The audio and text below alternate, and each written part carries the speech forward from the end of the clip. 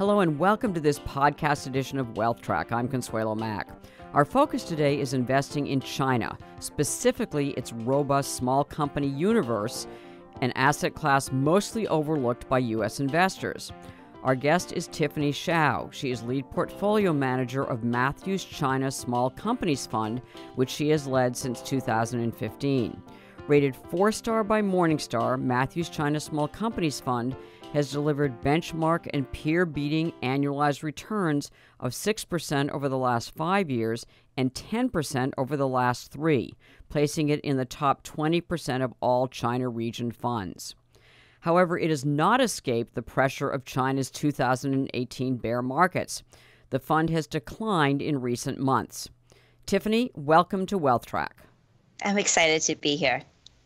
Tiffany, I'm going to start with a big picture question. Why China now, when the world's second largest economy is slowing down, its offshore and onshore markets are in bear markets, its leadership under President Xi is consolidating power, and its trade relationship with the U.S., a key trading partner, is under stress? Great question. So the way we look at China is that we try to identify areas of structural growth. So even though China, based off of a very large base, is going to slow each and every year by just a little bit, there are still many areas within China where we can find long-term structural growth, where we could comfortably generate alpha for our investors. That's a good reason. All of the negatives or certainly challenges that I mentioned in the question, we can invest in China whenever we want to, and the question is why now in particular would this be a good time to enter the Chinese market? So beside the fact that China is a lot cheaper now, the key there is that what hasn't changed is China's structural growth towards a more consumption and services-led economy. So you have to remember that the China we're investing in today is very different than the China that a lot of Americans may have an impression of 20, 30 years ago. The Chinese economy today is 80% driven by consumer and services and the tertiary parts of its economy. And those structural forces are very much at play, even though the overall numbers, as you can see from the GDP numbers or industrial production or even retail sales numbers, will seem to have come off year by year.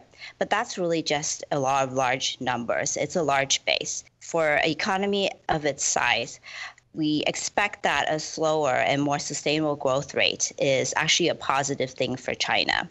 In terms of catalysts for the economy, though, the government is very much focused on the areas that will continue to drive China's structural growth.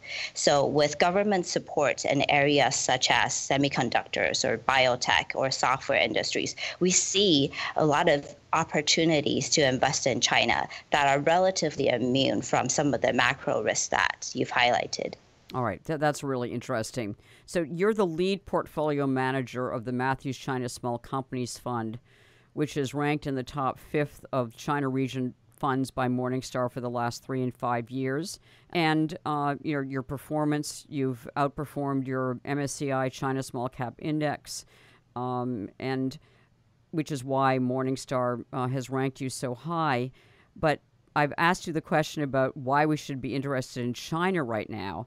But as a general rule, why should we be interested in China small cap stocks specifically as an asset class? Chinese small caps are a really interesting asset class because if you think about how China transitioned from just a world's factory to now a world's leading place for innovation, that transition means that it's really the smaller, more entrepreneurial companies that have driven this transition so that China is now at a much more sustainable or innovative path. So that's why small caps as an asset class is very interesting. If you look at China, over 60% of GDP and over 80% of urban employment are actually generated by the small to medium enterprises. Yet, if you look at how most people invest in China, even the MSCI China has only 2% allocated to small caps. So we think that that is a unreasonably large gap between reality and how investors invest in China. Right. And let me ask you about what you said about China having transitioned from the world's factory to the world center for entrepreneurship and innovation. How real is that? And when can you quantify or give us some sense of how large the entrepreneurial and innovative aspects of Chinese companies are? The smaller companies in China actually generate more than 70% of all the intellectual property patents that are filed from Chinese firms. Not only that, but the quality of the innovation has improved quite dramatically over the past decade. We now have world-leading oncology drugs now being developed in China and now being recognized by foreign players via joint ventures with foreign players taking Chinese drugs abroad to be sold and registered in the United States and Europe. Similarly, in the areas of semiconductors. So the innovation, quality of the innovation has really improved dramatically. And that really has to be attributed to three factors that we see coming together in very short pace. The three factors are government support, and the critical mass of talent, and finally, the availability of long-term capital. So these three things previously were not a very sustainable force in China. But in the past 10 years, that's really changed with government support, not just from the incentives and subsidies, but also in immigration policy and trying to gather global talent. On the talent side, you have a lot of Chinese nationals that a couple of decades ago had no opportunity to work on the world's most leading, most innovative projects. So they had to stay abroad after they were foreign educated. And now they do see the opportunity in China with government support and with long-term capital. So they're returning to China in masses to really come up with indigenous innovation to solve indigenous problems.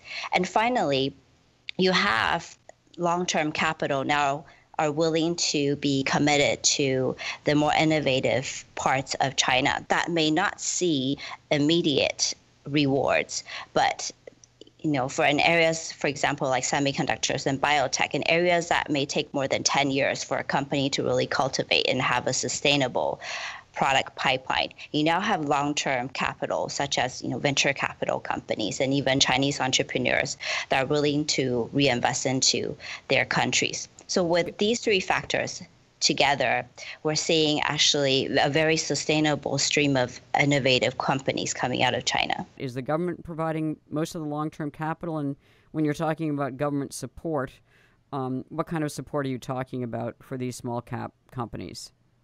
Sure. Let's talk about this question in two different aspects. The first aspect of it is the government support, and the second aspect of it is long-term investment into the companies themselves, mostly via private capital. So on the government support side, the Chinese government has definitely taken a very long-term view in supporting these key strategic industries by providing, for example, a lot of good policy in terms of tax refunds, lower tax rates, and the recruiting of foreign talent. But also, they have laid very strong foundations in terms of making sure that the basic infrastructure is very sound, that the education system is also very robust so that they can continuously have a very high volume of highly educated talent to enter the workforce to work on these very challenging industries.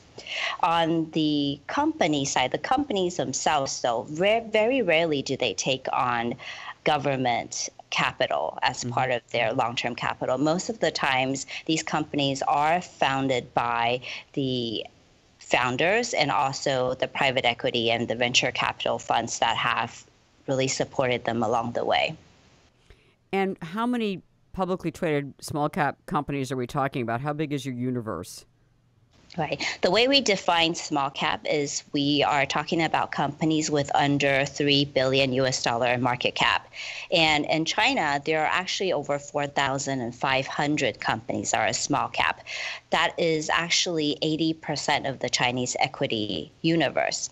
And when we're talking about Chinese small caps, we're talking about companies that are listed anywhere in the world, as long as most of their businesses are done in China. So about half of our universe, over 2,000 companies, are listed in China in what we call the A-share market. And then the other half of that 4,500 is listed outside of China. So they're still Chinese companies, but they have just chosen to list in either Hong Kong or the US or anywhere else in the world. And how liquid are these companies?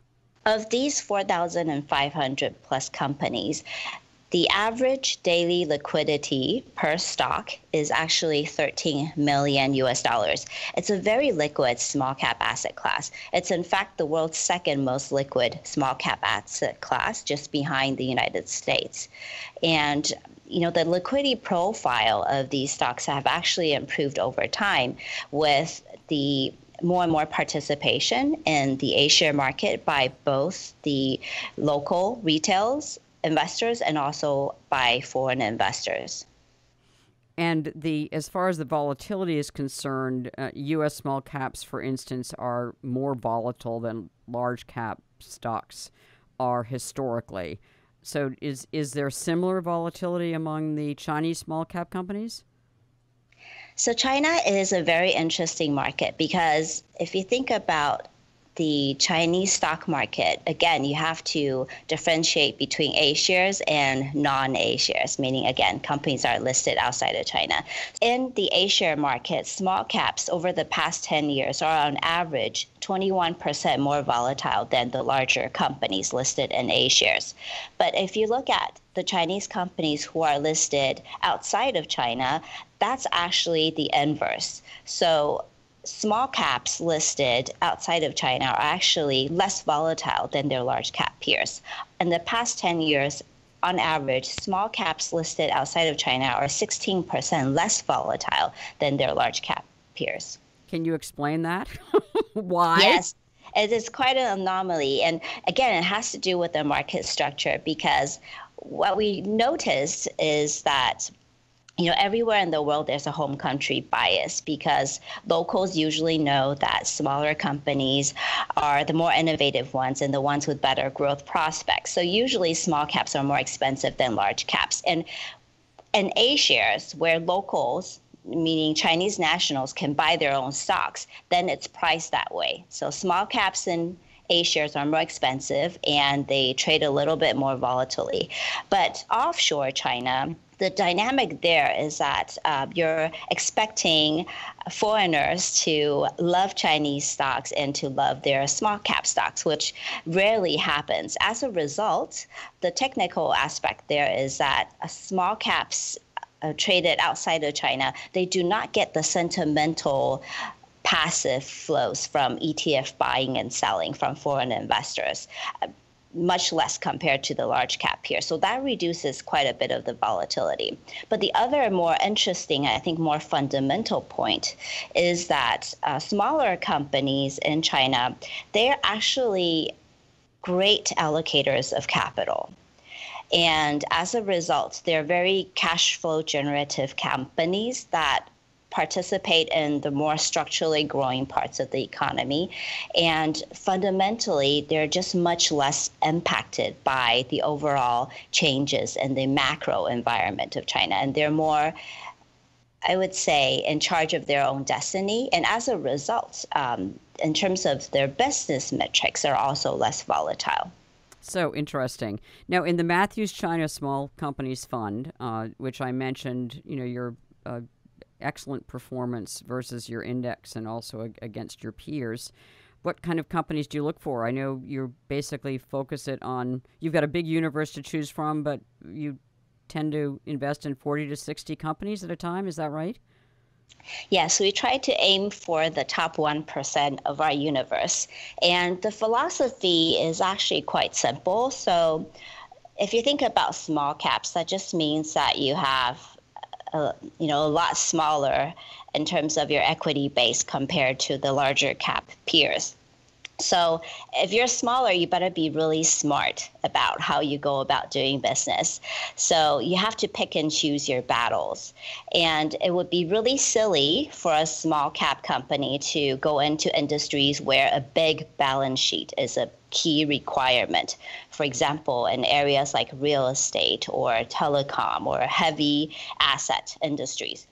Those are not a good fit for smaller companies and their allocation of capital. So instead, what we try to focus on is on companies that can really generate the highest return on invested capital based on their moat. And usually that is secured by a very favorable competitive position through intellectual property, or also sometimes it could be as a result of a structural change in the supply and demand in the markets. So as a result, we tend to weight heavier towards information technology, obviously, and also parts of the industrial complex that are key enablers to whether it's automation or the next generation of new energy vehicles, and also in the areas of healthcare. So let me ask you about, specifically your areas of interest. So software is one area, right, that you focused on, and I guess that's where intellectual property definitely could come into play. So give us an example of a company in the software sphere that you're invested in.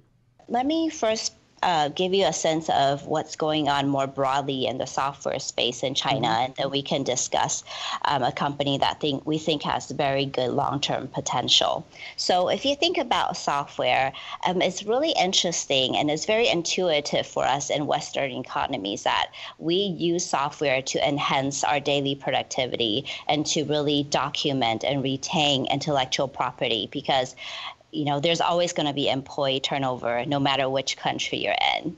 That's very intuitive to us. But in China, that's actually a relatively new phenomenon. Remember, I said that China just 30 years ago, most of its GDP were driven by manufacturing, where your core assets of a business, if you're a manufacturer, are your machinery and your factories. They're not necessarily your people, because the operators, sadly, are quite interchangeable.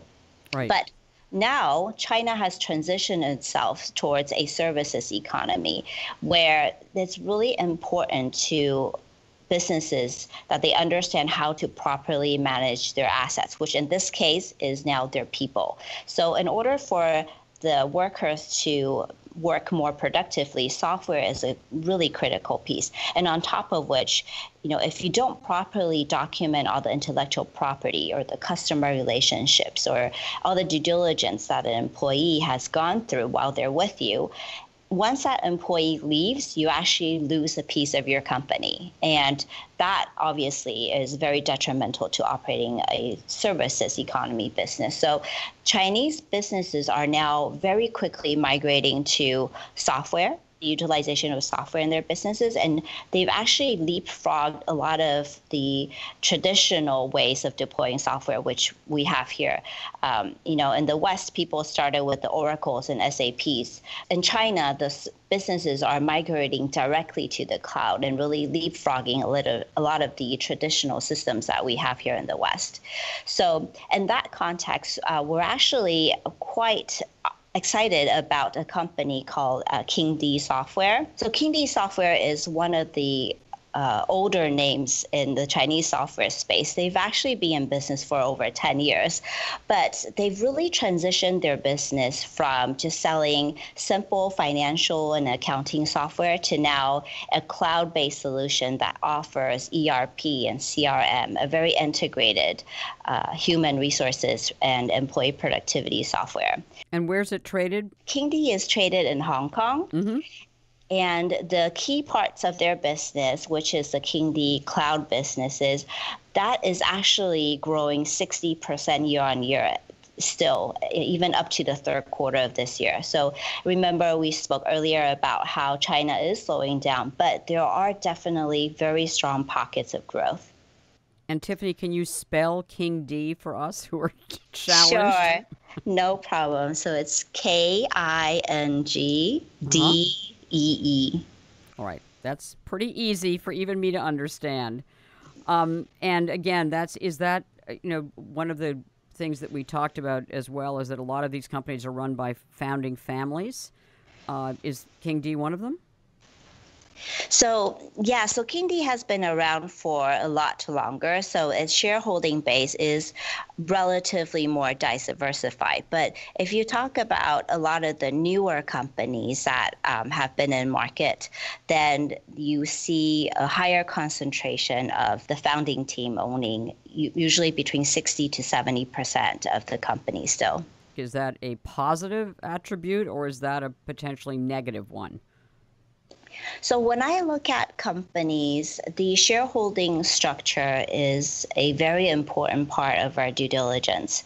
I think the ratio itself is relatively unimportant compared to the quality of the people behind the businesses, right? Who are the actual owners? What is their vision? What is their integrity? That's what we really focus on. In terms of smaller companies, it's more often than not still owned by the founding members, but that doesn't mean we automatically apply a positive view towards analyzing these companies. We really need to see how these founders have really led the businesses, treated their employees, treated minority shareholders over time in order to make that assessment. But the general logic, which is quite interesting in small caps in China, is that because these founders they actually do not want to reduce stakes in their businesses. So they usually don't sell their stakes at IPO or even later on. The only way they kind of recoup their capital is actually through dividends. At a minimum, these companies pay 30% dividend payout, and they are, again, companies that are in structurally growing areas with very strong cash flows. So the average free cash flow yield is 10%, which means that when you're investing in a Chinese small company, you should expect at least 3% dividend yield, which is, I would argue, is quite a high yield for a group of growth companies. It is, no question about it. A couple of other areas that you've mentioned, one of them was semiconductors. So give us an example of a semiconductor manufacturer or whatever it is that you look for in the semiconductor area that you think is attractive growth prospects. Semiconductors are what I called the new oil in China. And the reason why I say this is because if you look at the Chinese economy today, a lot of it is powered by the new economy. For the most basic example, most Chinese people actually don't carry around cash anymore. Most people pay via their mobile wallets. And in order for your mobile wallet to complete a transaction, a lot of these are done in the cloud based off softwares that run on top of semiconductors. And that's why, similarly to how oil powers the industrial complex, semiconductors really power the new economies in China. And that's why semiconductors are really important in China today and also in China's future. The largest import in the Chinese economy is actually semiconductors. So China imports more than 260 billion US dollars of semiconductors a year. That's actually double the amount that they import in oil. So obviously, given the importance of semiconductors as a part of the Chinese new economy and how China still imports 80% of its semiconductor needs, China is striving for at least some level of self-sufficiency. And this is a very large industry that, again, with companies that can only be successful if they continuously are able to come up with world-class product and really have that very strong intellectual property portfolio. So that makes it a really attractive industry for us to begin our hunts and to find companies that can generate sustainably very strong return on invested capital based on their intellectual property position. And an example in your fund? My largest position in the fund is actually a semiconductor company. The company is called Silergy. So Silergy is China's largest analog semiconductor company. And it's actually a very interesting space for us because if you think about how the world is increasingly digital, you may think that analog semiconductors may have lost their place, but that's actually not true. Analog semiconductors is actually one of the fastest growing parts of the entire semiconductor landscape. That is because everything that needs power, everything that is a sound wave, anything that you could see with your eyes, these are all analog. The real world is analog. And as we try to integrate the real world into the computing world, you need analog semiconductors to serve as that link to translate the real world into the digital world so that the computers can understand us better. So that is why analog semiconductors itself is a very, very interesting space. And on top of which, they actually have a much longer product life cycle than digital semiconductors. A typical digital semiconductor will only be popular for 18 to 24 months. Whereas an analog semiconductor, you can actually sell it as is for up to 15 years. So these are products that really allow their creators to retain and recoup the value that they've invested into the research and development process over time. So it's a very lucrative business if you can become a world leader. And we definitely think that Silergy has very strong potentials to be a world leader in the area of analog semiconductors. It's so interesting that it is a Chinese company, and yet it's traded in Taiwan, which I know is considered to be part of Greater China, but nonetheless, why is that? Is that could that be a risk in the future? I mean, could it be delisted from Taiwan? I know that some Chinese companies have been delisted, for instance, from the U.S. Stock markets, and then relisted in China. There's a movement to try to get Chinese companies that are traded overseas to come in and list on the Chinese exchanges. So, any risk to Silergy in that respect? We don't think so. So the Chinese companies that have a longer history, in this case, Silergy has been around for close to 10 years. They got their early rounds of funding from the Taiwanese venture capital companies. And that's why they decided to list in Taiwan. But if you look at the more recent wave of companies that are backed by Chinese money and Chinese venture capital, then you're more likely to see the companies be listed either onshore in China or in Hong Kong or the US market. But right. No matter where these companies are listed, they are headquartered and most of their businesses are conducted within China. So from that standpoint, we don't see much risk. Let me ask you about another area that I know that you are focusing on, and that is biotech. And you mentioned that there is leadership in oncology, in cancer fighting among Chinese companies. So tell us about biotech, why that's such a promising area for Chinese small caps, and also give us an example of a company you're investing in that sector. Sure. Biotech is really fascinating to me because of a lot of the advances that the world has experienced really in the past 5 years. So in the area of biotech globally, what's been really exciting is the emergence of a field called immuno-oncology, which is basically using your own immune system to fight cancer. And we've seen breakthroughs in areas, for example, PD-1 and anti-PD-1 class drugs.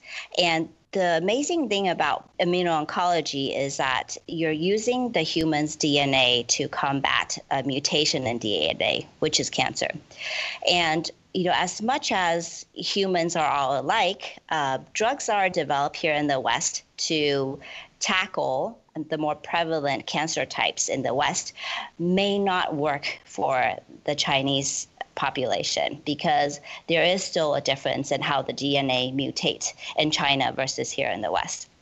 So that's why you do need scientists in China to really focus on developing biotech drugs and immuno-oncology drugs that will work on the Chinese population. To give you a statistic, in the States, the Caucasian population, the more prevalent cancer types are usually cancers of the blood, cancers of the reproductive organs, in addition to lung. In China, the more prevalent cancer types besides lung cancer, which, due to horrible air pollution issues, are actually cancers of the liver and stomach. So these are actually cancer types that are very rare in Caucasian population. So as a Chinese cancer patient, you really have a very limited amount of choices in terms of getting very effective cancer treatments. So you really need the Chinese scientists that have been educated abroad, that have decades of education and work experience abroad, to return to China and create, again, very innovative drugs that will work for a more indigenous problem. So that is what we're seeing right now. And that's why we're very excited about the biotech space, particularly when it comes to immuno-oncology cancer treatments in China. Is there an example that you can give us of a company involved in that you are invested in? So Innovent Biologics is a Chinese biotech company that we see a lot of potential in. So this is a company that has a pipeline of 17 biosimilars, which means that these are drugs that are basically generic versions of what some of the companies in the West have developed, but they are making it much more affordable for the Chinese population of cancer patients. And also they are making changes to make sure that they work better on the Chinese DNA. So it's actually really interesting that the drugs that they are developing and modifying have caught the attention of global peers. So Innovent is actually 20% owned by Eli Lilly. And Eli Lilly is taking Innovent's drugs that are developed and to be made in China to be registered in the United States and in Europe, so that it could also have a global market over the long run. And where is Innovent traded? So Innovent is also traded in Hong Kong, and it's a recent listing also. The interesting thing about the biotech space in China is that it is a relatively new market, and there are fewer investors that really have the expertise to analyze this industry. And on top of that, the interesting part is that because most biotech companies are not yet profitable, because it is a relatively new industry, so that they actually cannot be listed in the Chinese A-share market. So I think that creates quite an interesting dynamic between onshore listed Chinese companies and offshore Chinese companies, where you'll see more and more of these very world-class innovative companies that are not yet profitable be listed actually in Hong Kong rather than in the A-share market. Tiffany, from a previous conversation, you mentioned to me that in order to be listed on the A-shares in China, trading in China, that you actually have to have profits, which is not the case in the U.S., where a third of the Russell 2000 companies are not profitable. That's actually true. So in A-shares, there's a requirement that you be profitable actually for 2 years before coming to the IPO market. That's fascinating. What kind of portfolio diversification do China small caps offer in a well-diversified portfolio, I'd say, versus U.S. small caps or U.S. large caps, and also versus Chinese large caps? So Chinese small caps, as I mentioned, they really deserve a much larger place in investor portfolios because of their critical role in driving China's structural transformation towards a services economy. And yet they're very underrepresented. So in terms of the diversification benefits, it's actually very clear. So the correlation between Chinese small caps and US small caps is actually only 24% over the past 5 years. And because of the low volatility nature, particularly of the Chinese small cap companies that are listed outside of China, you're actually able to diversify your portfolio without adding much risk because the volatility levels between Chinese small caps and US small caps is actually very similar.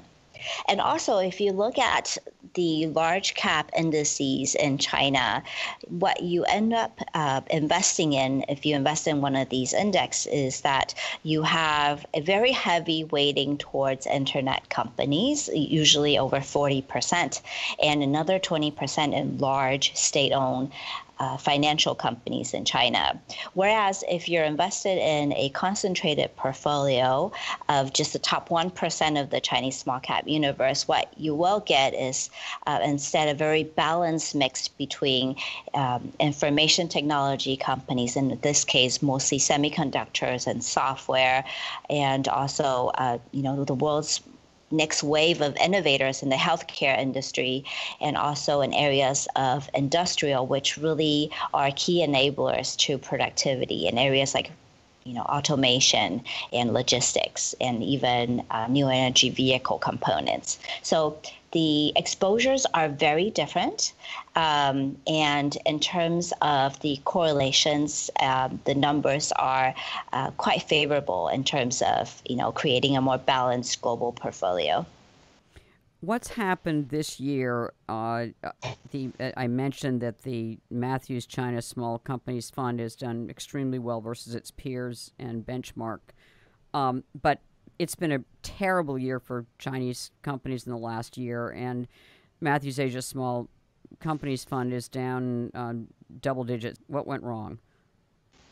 Yes, this has been quite a difficult year, really only starting in the third quarter of this year. So if you look at the Chinese small cap space, and particularly our strategy, we've actually held up really well in the first half of the year because smaller companies are generally less impacted in a global trade war because these are companies that are very focused on the domestic consumer and the domestic economy. And up till summer of this year, the Chinese domestic economy was actually doing quite well despite a lot of the, I would say, trade tensions. But starting in the third quarter of the year, you did see some signs of weakness in the Chinese economy. But these are actually, I would argue, mostly driven by policy rather than a structural problem with the Chinese economy.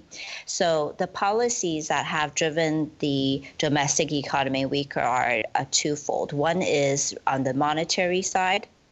The Chinese government has been very conscious about the debt to GDP levels since the global financial crisis. So they have been very active in de-risking the system, going after the most risky parts of the Chinese debt structure. So this year, they've basically eliminated most of the growth in the shadow banking system. So as a statistic, just 5 years ago, about half of the Chinese loans came from the traditional Chinese banking system, and the other half came from what we call the shadow banks. But this year, the shadow banking contribution has actually gone down to only 20%. So you see a very strong contraction in areas such as loans for automotives to buy cars, and also loans for mortgages, because the government is trying to also tackle the high housing prices in China. So that's really hurt liquidity in the Chinese economy this year. On the other side of policy risk, we did see a lot more, I would call, interference in the traditional, more services and consumer-led parts of the economy by the Chinese government. So we saw regulation that would try to limit how many hours a week kids can go to after school tutoring, how many hours they can play games, what type of games. So these are actually a negative to a strategy such as ours that's really focused on the domestic consumer and that growth of the middle income class, because these are sectors that have traditionally been immune from policy risk, because, China has actually opened up quite a bit in terms of allowing people personal freedom. So policies such as this that seem to kind of backpedal a little bit on the personal freedom front really has created unease in the investment community and really caused I would say, a revaluation downwards of these stocks. So you went from a lot of these consumer-oriented companies trading at a premium to now a discount to their long-term value. But we actually think that a lot of these policies introduced by the government, quite a few of them are actually unenforceable. So they actually have very little impact on the fundamentals of these companies, whether it's in the education sector or in the gaming sector. So we actually have taken this as an opportunity to really invest more heavily in companies that we think will benefit over the long run, despite these new policies being announced. And two final questions. Biggest risks, you mentioned government interference that was unexpected in some sectors of the economy. What are the biggest risks to the Chinese small cap universe? Right. So for Chinese small caps, the traditional worries are actually less of a worry for small caps. So the more common worries about China, whether it's its debt level or that, overall it's slowing a little bit year on year. These are relatively minor risks for small caps because, again, they don't really depend on the Chinese banking system, because as they were growing their businesses in the past few decades, they actually had no access to the banking system. Most of the state-owned banks would not lend to small businesses. So they kind of grew up with self-help, with their own cash flow. So even with the contraction in the shadow banks, they're actually relatively immune to these changes and the macro side. And also in terms of overall growth rates decelerating, again, we just really focus on sectors that have very sustainable structural growth.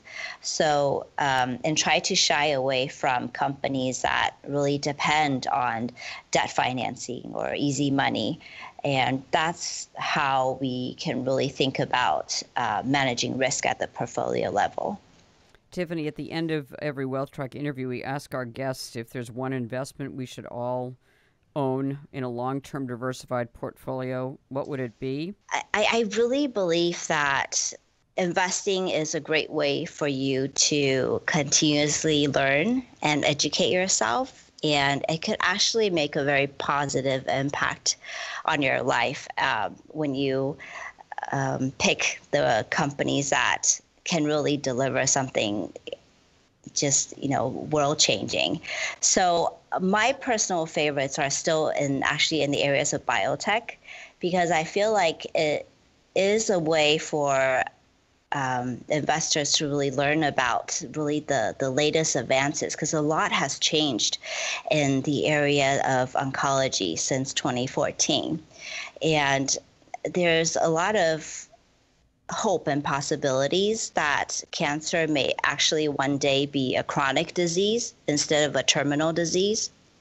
And the more that investors can educate themselves about the mechanisms and the companies that are really leading this effort, not only can investors benefit over the long run as creating a base of healthcare knowledge for themselves later down the line, but also be more be rewarded quite handsomely when you invest in really the innovators in this space. So my personal favorite is in biotech. If to translate that into a one investment, you would say buy some biotech companies in among the Chinese small cap stock universe, or? Yes. So for an investment that is more accessible to the U.S. investors, I will actually look into a Chinese biotech company that's called BeiGene. So it's listed in the States, so it's very accessible for the U.S. investor. So this company used to be a Chinese small cap, but it's actually grown quite substantially in a very short period of time. It's now a $7 billion company. It is one of the most innovative biotech companies, not just in the China context, but also in the global context. And its drugs, again, have been recognized by global biotech giants. So BeiGene is one of the world's most innovative biotech company. It's not just one of the best in China. Its drugs are so powerful that they've actually gotten the attention of another U.S. biotech giant. So Celgene is actually an investor in the company. In fact, they have an agreement where BeiGene will help Celgene sell its portfolio into China, and Celgene will help BeiGene sell its portfolio to the rest of the world. And that partnership has gone very well, and we're really excited to see even in the next decade ahead, the pipelines come to fruition. So, Tiffany Hsiao, thank you so much for joining us on Wealth Track. We really appreciate your being here and giving us a very compelling case about Chinese small company stocks, about which most of us have known very little until now. So thank you for educating us. We really appreciate it. Thank you. It's my pleasure. Tiffany Hsiao, thank you so much for joining us on Wealth Track. And I want to thank our audience for joining us as well. For more information on the Matthews China Small Companies Fund, plus investing in China and related topics, please visit our website, wealthtrack.com. In the meantime, make the week ahead a profitable and a productive one.